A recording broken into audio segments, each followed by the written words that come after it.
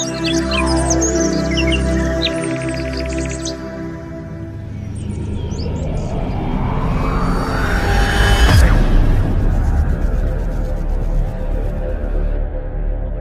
morning, my dear brothers and sisters in Christ. I bring greetings in the name of Jesus. ಯೇಸು ಕ್ರಿಸ್ತನ ಶ್ರೇಷ್ಠವಾದ ನಾಮದಲ್ಲಿ ಈ ಕಾರ್ಯಕ್ರಮವನ್ನು ನೋಡುತ್ತಾ ಇರುವಂತಹ ಈ ವಾಗ್ದಾನ ಸಂದೇಶವನ್ನು ಕೇಳುತ್ತಾ ಇರುವಂತಹ ನಿಮ್ಮೆಲ್ಲರಿಗೂ ಶುಭವನ್ನು ತಿಳಿಸುತ್ತೇನೆ. ಪ್ರತಿದಿನ ಉದಯ ಕಾಲದಲ್ಲಿ ಬೆಳಗ್ಗೆ ಆತನ ವಾಕ್ಯವನ್ನು ಕೇಳುವುದಕ್ಕೆ, ಪ್ರಾಮುಖ್ಯವಾಗಿ ಆತನ ವಾಗ್ದಾನ ಸಂದೇಶವನ್ನು ಕೇಳುವುದಕ್ಕೆ ಕರ್ತನು ಅನುಗ್ರಹಿಸುತ್ತಾ ಇರುವಂತಹ ಈ ಒಳ್ಳೆಯ ಸಮಯಕ್ಕಾಗಿ ನಾವು ನಿಜವಾಗಿ ದೇವರಿಗೆ ಸ್ತೋತ್ರ ಮಾಡಬೇಕು. ಆತನ ಕೃಪಾ ಐಶ್ವರ್ಯವನ್ನು ಆತನು ನಮ್ಮ ಜೀವಿತದಲ್ಲಿ ಕೂಡಿಸಿ ಕೊಡುತ್ತಾ ಇದ್ದಾರೆ ಅಂದರೆ ಅದು ಕೇವಲ ಆತನ ಕೃಪೆ ನಿಮಿತ್ತದಿಂದ ಮಾತ್ರವೇ. ಆತನ ನಾಮವನ್ನು ಮಹಿಮೆ ಪಡಿಸುವುದಕ್ಕೋಸ್ಕರವಾಗಿ ದೇವರು ನಮ್ಮ ಆಯುಷ್ಕಾಲವನ್ನು ಕೂಡಿಸುತ್ತಾ ಆತನ ಪ್ರಣಾಳಿಕೆಯನ್ನು ನಮ್ಮ ಜೀವಿತದಲ್ಲಿ ನೆರವೇರಿಸಬೇಕೆಂದು ಕೋರುತ್ತಿದ್ದಾರೆ. ಪ್ರಾಮುಖ್ಯವಾಗಿ ಜಾನ್ ವೆಸ್ಲಿ ಮಿನಿಸ್ಟ್ರೀಸ್ ಎನ್ನುವಂತ ಈ ಸೇವೆಯಲ್ಲಿ ಪಾಲುಗಾರರಾಗಿರುವಂತಹ ನಿಮ್ಮೆಲ್ಲರಿಗೂ ದೇವರು ವಿಶೇಷವಾಗಿ ಆಶೀರ್ವದಿಸಬೇಕೆಂದು, ನೀವೆಲ್ಲರೂ ಆತ್ಮದಲ್ಲಿ ಅಭಿವೃದ್ಧಿ ಹೊಂದಬೇಕೆಂಬುದಾಗಿ, ಸ್ಪಿರಿಚುವಲ್ ಡೆವಲಪ್ಮೆಂಟ್ ಅಲ್ಲಿ ನೀವೆಲ್ಲರೂ ಕೂಡ ಮುಂದೆ ಸಾಗಬೇಕೆಂಬುದಾಗಿ ನಿಮಗೋಸ್ಕರ ಬಲವಾಗಿ ಪ್ರತಿದಿನವೂ ಕೂಡ ಪ್ರಾರ್ಥಿಸುತ್ತಾ ಇದ್ದೇವೆ. ಯಾಕಂದ್ರೆ ದೇವರ ಮಕ್ಕಳಾಗಿ ದೇವರು ನಮಗೆ ಕೊಟ್ಟಂತ ಕರೆಯುವಿಕೆ ಅದೇ ಅಲ್ವಾ, ಒಬ್ಬರಿಗೋಸ್ಕರ ಒಬ್ಬರು ಪ್ರಾರ್ಥಿಸಬೇಕು. ಯೇಸು ಕ್ರಿಸ್ತನು ಶೀಘ್ರವಾಗಿ ಬರುವಂತಹ ದಿನದಲ್ಲಿ ನಾವು ಇದ್ದೇವೆ. ಆದ್ದರಿಂದ ದೇವರ ವಾಕ್ಯದ ಮೂಲಕವಾಗಿ ನಾವು ಉತ್ತೇಜನ ಹೊಂದಬೇಕೆಂಬುದಾಗಿ ದೇವರು ಆಶಿಸುತ್ತಾ ಇದ್ದಾರೆ. ವಾಗ್ದಾನಕ್ಕಾಗಿ ಎದುರು ನೋಡುತ್ತಾ ಇದ್ದೀರಲ್ವಾ? ಈ ದಿನ ದೇವರ ವಾಗ್ದಾನಕ್ಕಾಗಿ ಕೀರ್ತನೆಗಳು 145ನೇ ಕೀರ್ತನೆ 20ನೇ ವಾಕ್ಯವನ್ನು ಓದೋಣ. Sam's 145 and verse 20. ಯೆಹೋವನು ತನ್ನನ್ನು ಪ್ರೀತಿಸುವವರೆಲ್ಲರನ್ನು ಕಾಪಾಡುತ್ತಾನೆ, ಆದರೆ ಎಲ್ಲ ದುಷ್ಟರನ್ನು ಸಂಹರಿಸುತ್ತಾನೆ. ದೇವರ ನಾಮಕ್ಕೆ ಸ್ತೋತ್ರ ಉಂಟಾಗಲಿ. Praise the lord, hallelujah. ಒಬ್ಬ ಮನುಷ್ಯನ ಜೀವಿತದಲ್ಲಿರುವಂತಹ ಭಕ್ತಿಹೀನತೆ ಅವನನ್ನು ನಾಶನ ಮಾರ್ಗಕ್ಕೆ ಕರೆದೊಯ್ಯುತ್ತದೆ. ಎಲ್ಲರೂ ತಿಳಿದುಕೊಳ್ಳಬೇಕು, ಭಕ್ತಿಹೀನತೆ ಎನ್ನುವಂಥದ್ದು ನಾಶನದಲ್ಲಿ ನಡೆಸುತ್ತದೆ. ಎಲ್ಲಾ ವಿಷಯದಲ್ಲೂ ಕೂಡ ಕುಟುಂಬಗಳಲ್ಲಿ ವಿಚ್ಛೇದನವಾಗುವುದಕ್ಕೆ ಕಾರಣ ಗಂಡ ಹೆಂಡತಿಯಲ್ಲಿರುವಂತಹ ಭಕ್ತಿಹೀನತೆ. ಮಕ್ಕಳು ಕೆಲವು ಸಾರಿ ಪಾಪ ಸಂಬಂಧವಾದಂತಹ ಜೀವಿತಕ್ಕೆ ದಾಸರಾಗುವುದಕ್ಕೆ ಕಾರಣ ಅವರ ಜೀವಿತದಲ್ಲಿರುವಂತಹ ಭಕ್ತಿಹೀನತೆ. ಸಭೆಯು ಚದುರಿ ಹೋಗುವುದಕ್ಕೆ ಕಾರಣ ಭಕ್ತಿಹೀನತೆ. ಪ್ರಾರ್ಥನೆ ಇಲ್ಲದೆ ಇರುವಂಥದ್ದು, ವಾಕ್ಯ ಧ್ಯಾನ ಇಲ್ಲದೆ ಇರುವಂಥದ್ದು, ಪರಿಶುದ್ಧಾತ್ಮನ ಸಂರಕ್ಷಣೆ ಇಲ್ಲದೆ ಇರುವುದರ ನಿಮಿತ್ತವಾಗಿ ಕುಟುಂಬಗಳು, ಸಭೆಗಳು ಚದುರಿ ಹೋಗುತ್ತಾ ಇದೆ. ಭಕ್ತಿಹೀನತೆ ಒಬ್ಬ ಮನುಷ್ಯನನ್ನು ಎಲ್ಲಾ ವಿಷಯದಲ್ಲೂ ಕೂಡ ನಾಶನಕ್ಕೆ ಕರೆದೊಯ್ಯುತ್ತದೆ.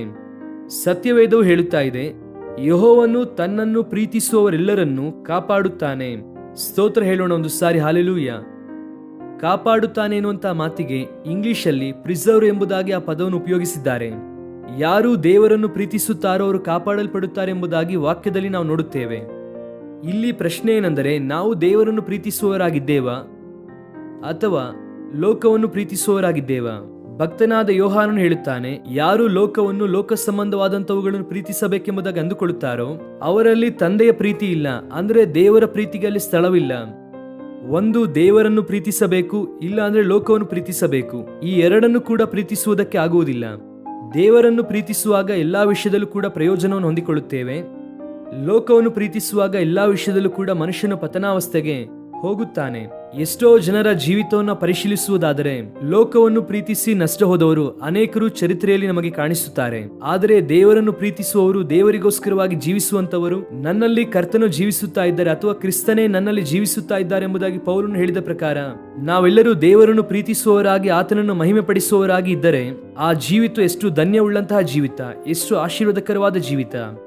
ಈ ದಿನ ಕೇಳುತ್ತಾ ಇದೆಯಾ ಪ್ರಿಯ ಸಹೋದರಿ? ಇಲ್ಲಿಯ ತನಕ ಒಂದು ವೇಳೆ ಲೋಕವನ್ನು ಪ್ರೀತಿಸಿ ನಷ್ಟ ಹೋಗಿದ್ದೀಯೇನೋ? ಈ ದಿನ ದೇವರು ಮತ್ತೊಮ್ಮೆ ಅವಕಾಶ ಕೊಡುತ್ತಾ ಇದ್ದಾರೆ ಆತನನ್ನು ಪ್ರೀತಿಸುವುದಕ್ಕೆ.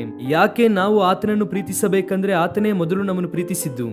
ಆತನು ನಮ್ಮನ್ನು ಪ್ರೀತಿಸದೆ ನಾವು ಆತನನ್ನು ಪ್ರೀತಿಸಬೇಕೆಂಬುದಾಗಿ ದೇವರು ಆಶಿಸುತ್ತಿಲ್ಲ. Jesus loved us first, for that reason we have to love him. ಆತನು ಮೊದಲು ನಮ್ಮನ್ನು ಪ್ರೀತಿಸಿದ್ದರಿಂದ ನಾವು ಆತನನ್ನು ಪ್ರೀತಿಸುವುದಕ್ಕೆ ಬದ್ಧರಾಗಿದ್ದೇವೆ. ಆತನು ನಮ್ಮನ್ನು ಪ್ರೀತಿಸುತ್ತಾ ಇರುವುದರಿಂದ ಎನ್ನುವಂತಹ ಮಾತನ್ನು ನಾವು ಗಮನಿಸಿದ್ದೇವೆ, ನೋಡಿದ್ದೀರಾ? ಕೀರ್ತನೆಗಳು 91ನೇ ಕೀರ್ತನೆಯಲ್ಲಿ ದೇವರು ನಮ್ಮನ್ನು ತಪ್ಪಿಸುವಂತಹ ದೇವರು, ಕಾಪಾಡುವಂತಹ ದೇವರು. ಈ ಪ್ರಿಸರ್ವ್ ಎನ್ನುವಂತಹ ಸ್ಥಳದಲ್ಲಿ ಇಬ್ರಿಯದಲ್ಲಿ ಶಮಾರ್ ಎನ್ನುವಂತಹ ಪದವನ್ನು ಉಪಯೋಗಿಸಿದ್ದಾರೆ. ಶಮಾರ್, ಅದಕ್ಕೆ ಇಂಗ್ಲಿಷಲ್ಲಿ ಅರ್ಥವು ಹೇಗೆ ಇರುತ್ತದೆ ಎಂಬುದಾಗಿ ನೋಡಿದರೆ, god puts A hedge around his people. ದೇವರು ತನ್ನ ಪ್ರಜೆಗಳ ಸುತ್ತಲೂ ಒಂದು ಕಂಚನ್ನು ಹಾಕುತ್ತಾರಂತೆ. ಹೆಡ್ಜ್ ಎನ್ನುವಂತಹ ಪದವನ್ನು ಉಪಯೋಗಿಸಿದ್ದಾರೆ.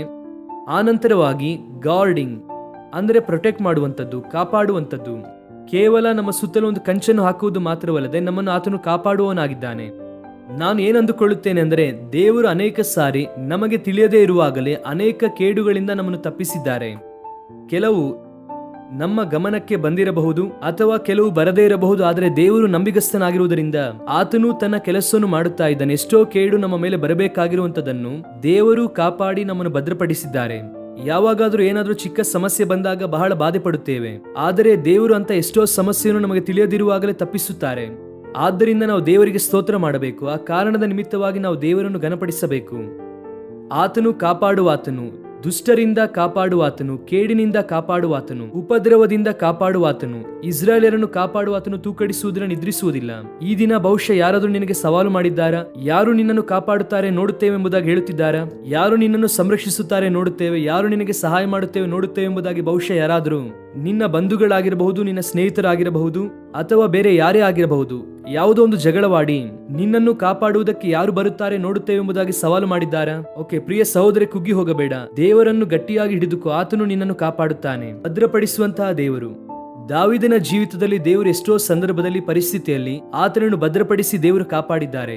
ಅನೇಕ ಸಂದರ್ಭದಲ್ಲಿ ದಾವೀದನು ಹೇಳುತ್ತಾನೆ, ನನಗೂ ಮರಣಕ್ಕೂ ಕೇವಲ ಒಂದು ಗೇಣಿನಷ್ಟು ದೂರ ಮಾತ್ರ ಇದೆ ಎಂಬುದಾಗಿ ಹೇಳುತ್ತಾರೆ. ಅಂದರೆ ಮರಣ ಎಷ್ಟು ಸಮೀಪಕ್ಕೆ ಬಂದಿದೆ ಅಂದರೆ ಒಂದು ಹೆಜ್ಜೆಯಷ್ಟು ದೂರಕ್ಕೆ ಬಂದಿದೆ ಎಂಬುದಾಗಿ ದಾವೀದನು ಒಪ್ಪಿಕೊಳ್ಳುತ್ತಾನೆ. ಬಹುಶಃ ಕೆಲವು ಸಂದರ್ಭದಲ್ಲಿ ನಮಗೆ ಬಹಳ ಸಮೀಪವಾಗಿ ನಮ್ಮ ಜೀವಿತದಲ್ಲಿ ಬಂದಿರಬಹುದೇನೋ, ಆದರೆ ದೇವರು ನಮ್ಮನ್ನು ಕಾಪಾಡಿದ್ದಾನೆ. ಆದ್ದರಿಂದ ಈ ದಿನವೂ ಕೂಡ ನಾವು ಸಜೀವವುಳ್ಳವರಾಗಿದ್ದೇವೆ. ಆತನನ್ನು ಘನಪಡಿಸುತ್ತಿದ್ದೇವೆ. ಯೆಹೋವನಿಗೆ ಸ್ತೋತ್ರ ಮಾಡುತ್ತಾ ಇದ್ದೇವೆ. ಎಸ್ ಮೈ ಡಿಯರ್ ಫ್ರೆಂಡ್ಸ್, ಆತನು ನಮ್ಮನ್ನು ಕಾಪಾಡುವ ಆತನು. ಆದ್ದರಿಂದ ಈ ವಾಗ್ದಾನವನ್ನು ಈ ದಿನವೆಲ್ಲ ಕ್ಲೈಮ್ ಮಾಡಿಕೊಂಡು ಕರ್ತನನ್ನು ಸ್ತುತಿಸಿರಿ, ಆತನನ್ನು ಘನಪಡಿಸಿರಿ. He is the lord who preserves you and protects you and who guards you. ಪ್ರಾರ್ಥನೆ. ಪ್ರೀತಿಯುಳ್ಳ ತಂದೆ, ನಿಮ್ಮನ್ನು ಪ್ರೀತಿಸುವವರನ್ನು ಕಾಪಾಡುತ್ತೇನೆಂದು ವಾಗ್ದಾನ ಮಾಡಿದ್ದೀರಾ. ಈ ದಿನ ನಮ್ಮ ಪ್ರಿಯರು ನಿಮ್ಮ ಸಂರಕ್ಷಣೆಗೋಸ್ಕರವಾಗಿ ಪ್ರಾರ್ಥಿಸುತ್ತಿದ್ದಾರೆ. ಅಯ್ಯ, ನಿಮ್ಮ ಭದ್ರತೆಗೋಸ್ಕರವಾಗಿ ಪ್ರಾರ್ಥಿಸುತ್ತಿದ್ದಾರೆ. ಅವರೆಲ್ಲರನ್ನು ಕೂಡ ನೀವೇ ಮುಟ್ಟಿರಿ, ಬಲಪಡಿಸಿರಿ, ಮೇಲೆತ್ತಿರಿ, ಶಕ್ತಿಯಿಂದ ತುಂಬಿಸಿರಿ. ಯಾರು ಸಮಸ್ಯೆಯಲ್ಲಿದ್ದಾರೋ ಅವರೆಲ್ಲರಿಗೂ ಬಿಡುಗಡೆ ದಯಪಾಲಿಸಿರಿ. ರೋಗದಿಂದ ಪೀಡಿಸಲ್ಪಡುತ್ತಾ, ಅನಾರೋಗ್ಯದಿಂದ ಅಯ್ಯ ಬಹಳ ಸೋತು ಹೋಗಿರುವಂತವರನ್ನು ಒಂದು ಸಾರಿ ನೀವು ಮೇಲೆತ್ತಿರಿ. ಸ್ವಸ್ಥಪಡಿಸುವಂತ ನಿಮ್ಮ ಕೃಪೆಯನ್ನು ಅವರ ಮೇಲೆ ಸುರಿಸಿ ಅದ್ಭುತ ಮಾಡಿರಿ. ಈ ದಿನವೆಲ್ಲ ನಮ್ಮ ಪ್ರಿಯರಿಗೆ ಬೇಕಾದಂತಹ ಬಿಡುಗಡೆಯನ್ನು ಮತ್ತು ಜಯವನ್ನು, ಸಂತೋಷ, ಆನಂದವನ್ನು ದಯಪಾಲಿಸಿರಿ. ಸ್ತುತಿ, ಘನ, ಮಾನ, ಮಹಿಮೆ ನಿಮಗೆ ಮಾತ್ರ ಸಲ್ಲಿಸುತ್ತಾ ಯೇಸು ಕ್ರಿಸ್ತನ ನಾಮದಲ್ಲಿ ಬೇಡಿ ಹೊಂದಿಕೊಳ್ಳುತ್ತೇವೆ ನಮ್ಮ ತಂದೆಯೇ. Amen, amen. God bless you dear friends. Have a wonderful day.